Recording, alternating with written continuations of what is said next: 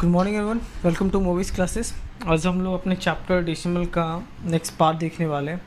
Last time हम लोगों ने देखा था डेसिमल और टेंथ से रिलेटेड कि जब कभी भी हमारे पास कोई एक सिंगल ऑब्जेक्ट हो और अगर हम उसे 10 इक्वल पार्ट्स में बांटें, जैसे अगर हम टेंस की बात करते हुए लास्ट क्लासेस में हुआ था, हम थोड़ा सा इसको रिवाइज कर लेते हैं। ठीक है, तो अगर हम टेंस की बात करें तो टेंस में मैंने क्या बताया था कि मान लीजिए हमारे पास एक कंप्लीट ऑब्जेक्ट है ना।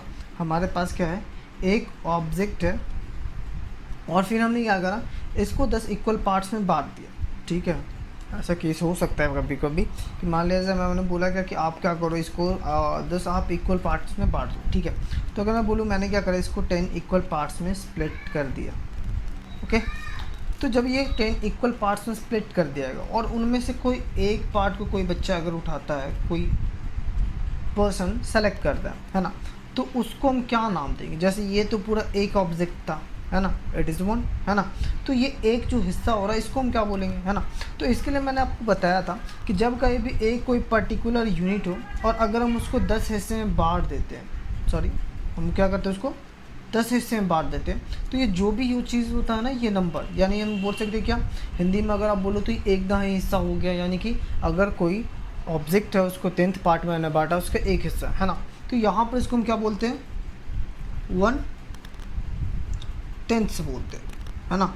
यहाँ हम क्या बोलते हैं, इसको 1/10 बोलते हैं, है ना। अगर मैं बोलूँ कि ऐसा ऐसा क्या था, 3 हिस्से मैंने ले लिए, यानी टोटल 10 में से 3, तो हम इसको क्या बोलेंगे, 3/10, है ना। लेकिन ये तो तब जब हमें किसी ऑब्जेक्ट को सिर्फ 10 हिस्से में बांटना हो। अगर किसी केस में ऐसा हो, आपसे बोला जाए कि मुझे एक ऑब्जेक्ट है हमारे पास और हमने क्या करा, उसको 100 पार्ट्स में स्प्लिट कर दिया। कितने पार्ट्स में, 100 पार्ट्स में स्प्लिट कर दिया। जैसे यहाँ पर मैंने एक बॉक्सेस बनाया और यहाँ पे मैंने क्या करा, इसको 100 छोटे छोटे अलग अलग ब्लॉक्स में मैंने क्या करा, इसको स्प्लिट कर दिया, अलग अलग ब्लॉक में बांट दिया। अब मैं इन्हीं में से किसी एक बोलूँ कि चलो भाई इसमें क्या क्या, कि मान लिया जाए किसी ने एक बहुत बड़ा प्लॉट खरीदा, एक पूरा ज़मीन खरीदा, है ना, ये एक लैंड है ना, और उसमें से क्या हुआ कि ऐसे 25-25 ब्लॉक्स क्या किए गए, कवर किए गए। क्या किए गए, ये 25 यानी 25 ब्लॉक्स को कवर करा गया, है ना। तो अब मैं बोलूँ कि आप एक बात बताइए, ये एक पूरा एक प्लॉट था, ये पूरा एक प्लॉट है जिसको 100 पार्ट में स्प्लिट कर दिया, 100 अलग अलग, यानी कि इस ब्लॉक को 100 ब्लॉक्स में चेंज कर दिया गया। अब 100 ब्लॉक्स में चेंज किया गया और इनमें से मैं बोलूँ कि मान लीजिए हमने क्या करा, 25 ब्लॉक्स को अपने अंडर ले लिया। तो अगर मैं बोलूँ कि बताइए ये पूरी ज़मीन का कितना हो सके, ये पूरा प्लॉट का कितना पार्ट होगा, है ना। तो वैसे केस में क्या हो गया बच्चे, सिंपल सी बात है, हमारे पास एक ऑब्जेक्ट था और हमने इसको क्या करा, 100 पार्ट्स में स्प्लिट कर दिया। तो जैसे वहाँ पे 10th आना, यानी कि एकदम 10th पार्ट, है ना, और वैसे ही यहाँ पर अगर आप किसी एक ऑब्जेक्ट को 100 पार्ट्स में स्प्लिट कर दो तो इसको हम बोलते हैं 100।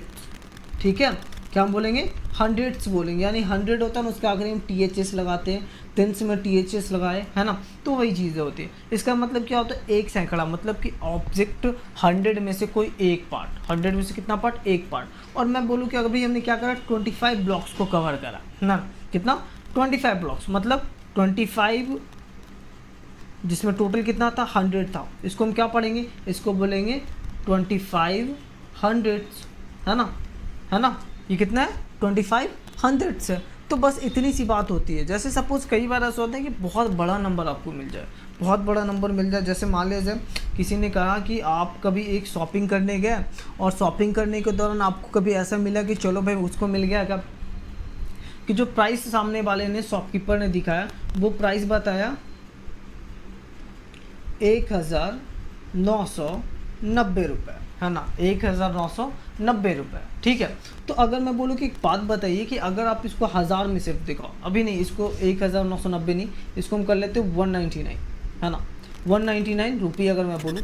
तो एक बात बताइए भाई, मैं लोग क्या करो कि आप ना इसको मुझे 100 पार्ट्स में दिखाओ, यानी कि चीज़ें एकदम बिल्कुल 100 में चाहिए। जैसे आप लोग करते थे ना, सेंटीमीटर को हम बदल देते मीटर में, या फिर आप मिलीमीटर को बदलते थे सेंटीमीटर में, तो वहाँ पर यही सब चलता था। वहाँ भी 100 और 10th का ही कन्वर्जन चलता था, जिसकी मदद से सब चीज़ों को कैलकुलेट करते थे।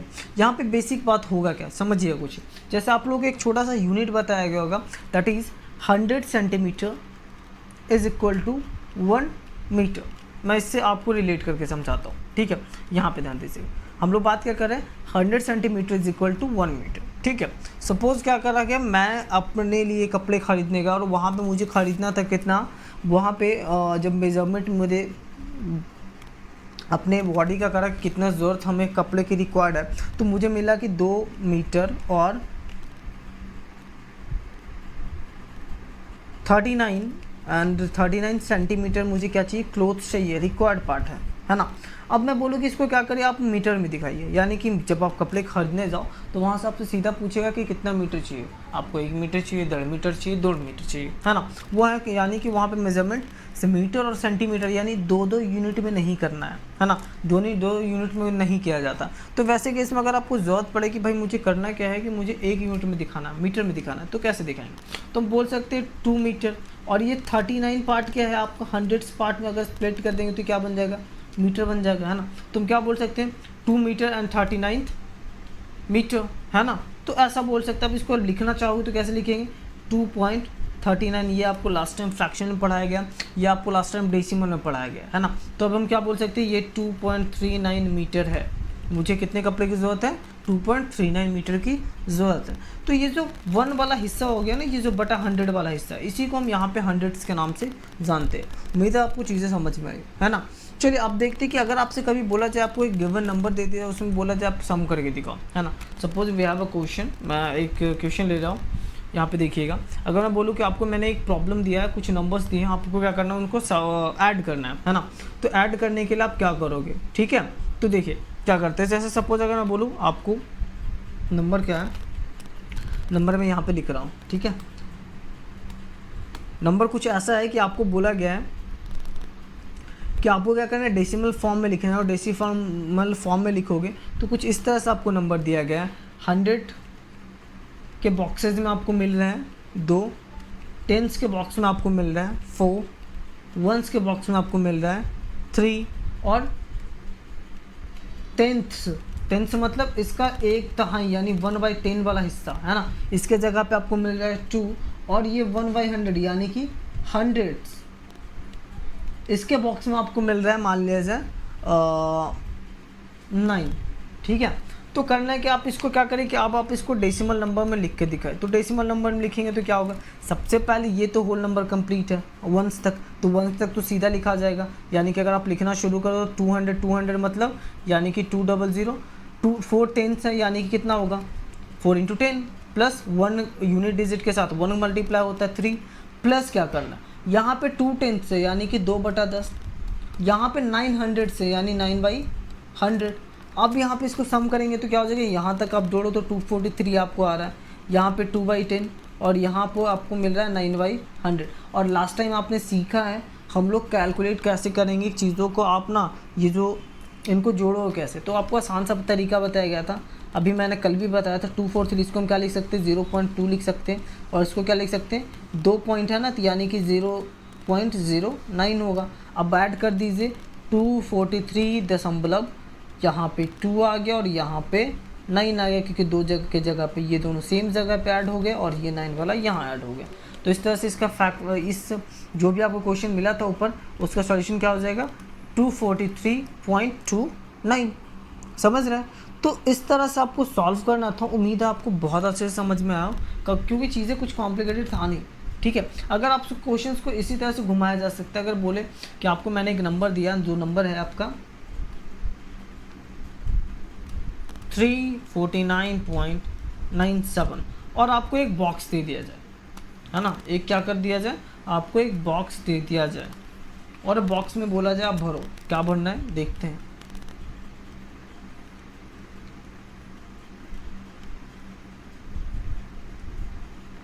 ठीक है, अभी यहाँ पे चीज़ें क्या बोला जाए, यहाँ पर आपसे बोला जाए, आप कुछ इस तरह से समझिए, यहाँ है 100 वाला बॉक्स, ये है आपका टेंस वाला बॉक्स, ये यूनिट वाला बॉक्स, और ये आपका हो गया टेंस। और टेंस में फ़र्क होता है, एक चीज़ ध्यान रखिएगा इसका, यहाँ मैं टेंस से लिख रहा हूँ और यहाँ पे मैं लिख रहा हूँ हंड्रेड्स मतलब 1/100 एंड टेंस मतलब 1/10। अब बोले कि इस बॉक्स में आप इसको फिल करके दिखाए, तो क्या करेंगे, आसान है, करना क्या है देखिए। ये मेरा हंड्रेड्स वाला प्लेस है तो यहाँ पे 7, ये मेरा टेंथ्स वाला प्लेस है 9, ये यूनिट है तो हमने यूनिट में फिल कर दिया, ये टेंस था टेंस भर दिया, ये हमारा हंड्रेड्स है तो हमने हंड्रेड्स भर दिया, ये हो गया सॉल्यूशन, है ना। तो इस तरह से आपको यहाँ पे करना था, कुछ ज़्यादा कॉम्प्लिकेटेड नहीं था, काफ़ी आसान सा सवाल है जो आप लोग से हो जाएगा, है ना। चलिए 2 क्वेश्चंस हम लोग करके देखते हैं इस चैप्टर में जो कि आपको आगे बनाना है ना। तो चलिए देखते हैं कौन कौन से क्वेश्चंस होते हैं आपके इस चैप्टर से रिलेटेड, अभी इस सेक्शन से रिलेटेड। तो यहाँ पे हम लोग हंड्रेड्स देख रहे थे, तो हंड्रेड्स में आपको बता दूँ कुछ कॉम्प्लिकेटेड क्वेश्चंस उठा लेते हैं जो कि आपकी बुक्स में गिवन है ना, ताकि आपको चीज़ें समझ में आए कि सॉल्व कैसे करनी है।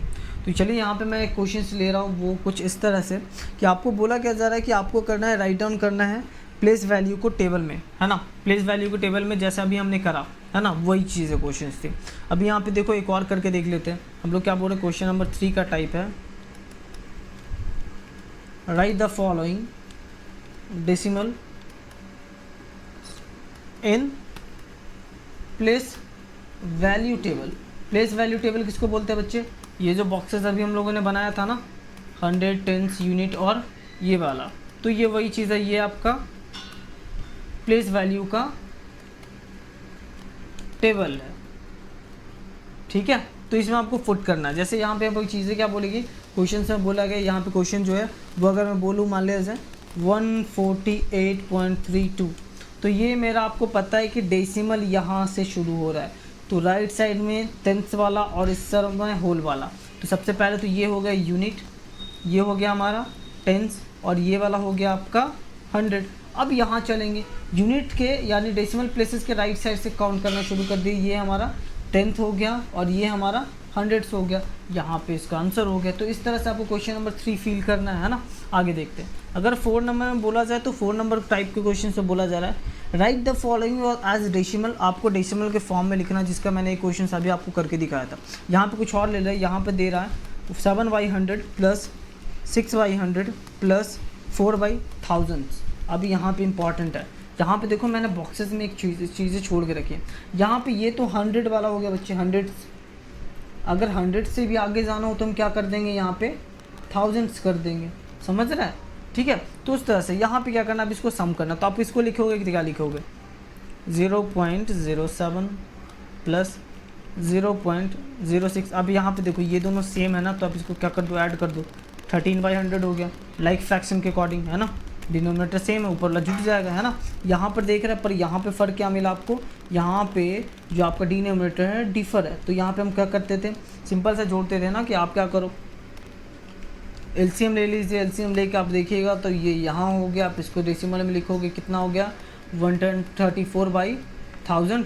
134/1000 तो चीज़ें क्या होनी, सिंपल सा 3 डिजिट है, यानी 3 डिजिट के बाद डेसिमल पड़ेगा 1। अभी मैं यहाँ पे लिख ले रहा हूँ, ये पहला, दूसरा, तीसरा के बाद डेसिमल, यानी कि यहाँ ये हो गया आपका सॉल्यूशन, ठीक है। तो ये क्वेश्चन नंबर टाइप 4 था। 5 देख लेते क्या बोलता है। क्वेश्चन नंबर 5 टाइप में बोलता है बच्चा, यहाँ पे बोला जाए write the following as decimal in word. Word में लिखे तो वर्ड में करना काफ़ी आसान है, आपको मैंने अभी थोड़ी देर पहले बताया, चीज़ें वही हैं, जो चीज़ें मैं बोल रहा हूँ उसी को लिख के दिखाना है। जैसे अगर बोला जाए, अभी मैं ये भी करके आपको दिखा देता हूँ, ठीक है, ताकि आपको चीज़ें पूरी तरह से क्लियर हो, ठीक है। जैसे अगर मैं क्वेश्चंस ले लूँ, कोई भी एक ले रहा हूँ, ठीक है, तो चलिए ले लेते हैं। देखो, अगर मैं बोल दूँ कि एक क्वेश्चंस में मैंने बोला यहाँ पे एक नंबर लिया और उसको मैं आपको क्या करना है, वर्ड्स में लिखना। वर्ड्स में लिखना कैसे, जैसे सपोज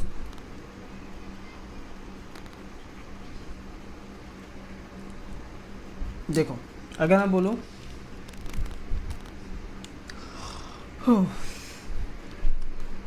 यहाँ पे एक क्वेश्चन ये है, मैंने यहाँ पे लिखा है एक, ध्यान दो, यहाँ पे मैंने 2 क्वेश्चन लिखा है, आपको क्या करना है, इसको वर्ड्स में लिखना। तो हम क्या लिखेंगे, आपको ये पता है ये 306 है, तो यहाँ पे तुम इजीली लिख सकते हैं 306।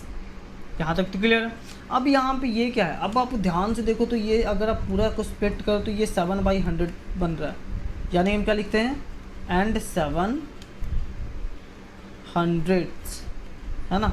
चीज़ें आसान है। अगर हम इसकी बात करें तो ये क्या हो गया, यहाँ पर तो क्लियर आपको दिख रहा है 99, है ना। यहाँ पे क्या दिख रहा है आपको, इजीली दिख रहा है 99 है ना। तो 99 जब हम कर लेंगे उसके बाद एंड क्या लिखेंगे, एंड ये क्या है 9/10, क्योंकि 10वां हिस्सा है ना, ये 1/10 वाला है, यूनिट डिजिट के बाद वाला इकाई वाला क्या होता है 10th होता है, तो चीज़ें वही हैं, आप इसको वर्ड्स में लिख सकते हो इस तरह से, ठीक है।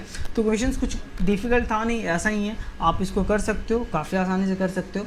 अब एक और देख लेते हैं कि अगर आपसे कभी डेसिमल दे दिया जाए और बोला जाए कि आप इसको क्या करो, इसको आप इसके फ्रैक्शन के फॉर्म में लिखिए, है ना, क्या करना आपको फ्रैक्शन के फॉर्म में लिखना है, ठीक है। जैसे क्वेश्चन यहाँ पे 0.19 इसको फ्रैक्शन के फॉर्म में लिखिए, तो हम क्या करते हैं, पहले आपको पता होगा ये टेंस वाला पार्ट, ये 100 वाला पार्ट, तो ये हो गया 1/10 और ये हो गया 9/100, दोनों हो जाएगा सम में चला जाएगा क्योंकि जुड़ेगा, है ना, नंबर्स हमेशा जुड़ते हैं। तो यहाँ पे क्या हो जाएगा, अब इसको टोटल करोगे तो ये हो जाएगा 109/100। अब ये तो फ्रैक्शन में आ गया।